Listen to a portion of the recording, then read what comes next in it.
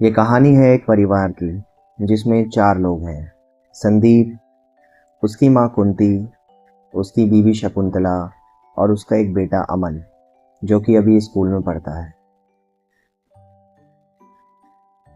संदीप शहर में रहता था अपने परिवार के साथ, और जब भी वह ऑफिस चला जाया करता था तब उसकी बीवी शकुंतला अपनी सास को बहुत ताने मारा करती थी।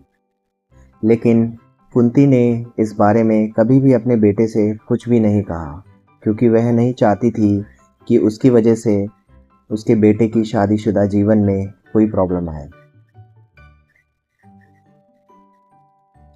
दूसरी तरफ कुंती का पोता अमन अपनी दादी को बहुत अच्छा मानता था।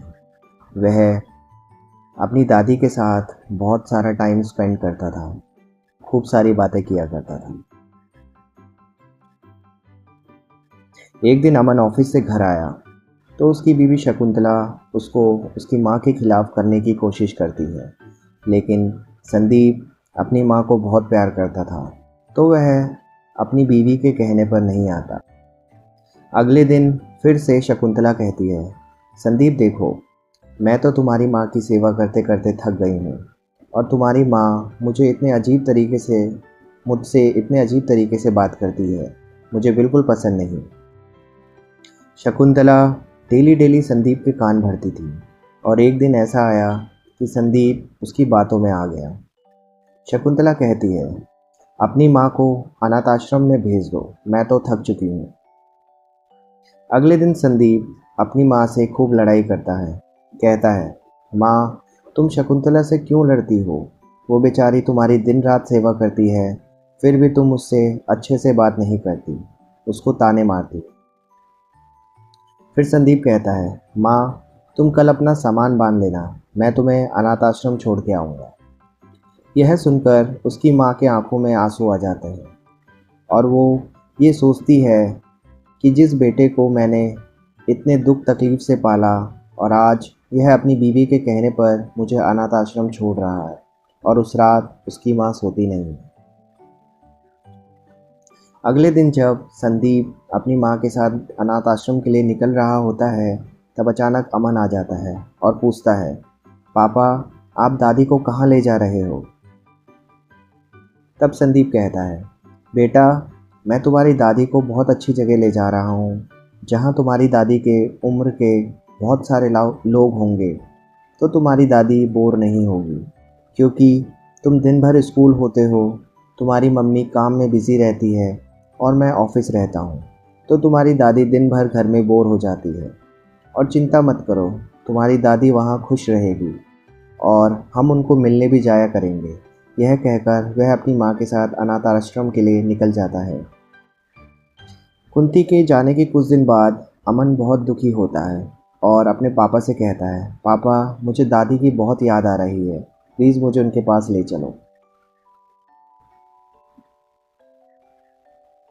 संदीप अमन को कुंती के पास ले जाता है, और कुंती अमन और संदीप को देखकर बहुत खुश होती है और कहती है, मेरे बच्चे, तू यहाँ आते रहा कर, मेरा मन लगा रहता है। अमन को अपनी दादी को देखकर कुछ शंका होती है। उसे ऐसा लगता है कि उसकी दादी यहाँ खुश नहीं है। अमन पूछता है, दादी, तुम यहाँ खुश तो हो ना? तब कुंती कहती है, हाँ बेटा, मैं यहाँ खुश हूँ, और तुम सब लोगों को बहुत याद करती हूँ।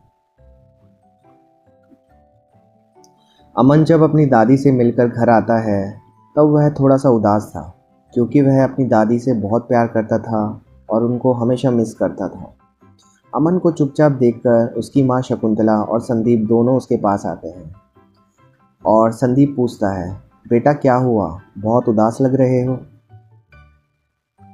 अमन बोलता है, पापा, मेरे मन में एक सवाल है, अगर अनाथ आश्रम में किसी को भेजना हो तो क्या करना होता है? संदीप हैरानी से पूछता है, क्या हुआ, ऐसा क्यों पूछ रहे हो? तब जो जवाब अमन देता है उससे संदीप को बहुत धक्का लगता है। अमन कहता है, मेरी जब शादी हो जाएगी ना, और जब मेरी जॉब लग जाएगी, तब मैं आपको और मम्मी को अनाथ आश्रम भेज दूँगा। ताकि आप दोनों भी घर में बोर ना हो और खुश रहो। यह सुनकर संदीप को बहुत बुरा लगता है और संदीप और शकुंतला एक दूसरे का मुंह देखने लगते हैं। दोस्तों, बच्चे मन के सच्चे होते हैं। जैसा आप उनको सीख देंगे वो उसी रास्ते पर चलेंगे। अगर आज आप अपने माँ बाप की सेवा नहीं करते या उनसे परेशान हो चुके हैं तो बस वो पल याद कीजिए जब आप छोटे थे और आपने उनको कितना तंग किया होगा और कैसे उन्होंने आपको इस काबिल बनाया कि आज आप एक अच्छी जॉब कर रहे हो। माँ बाप कभी भी बोझ नहीं होते, वो तो सर का ताज है। उनकी जितनी सेवा हो सके कीजिए। आज अगर वह बूढ़े हैं तो कल हम भी बूढ़े होंगे। और सोचो, जो आज आप अपने माँ बाप के साथ बुरा कर रहे हो वो अगर कल को आपके बच्चे आपके साथ करें तो कैसा लगेगा। धन्यवाद। Please subscribe.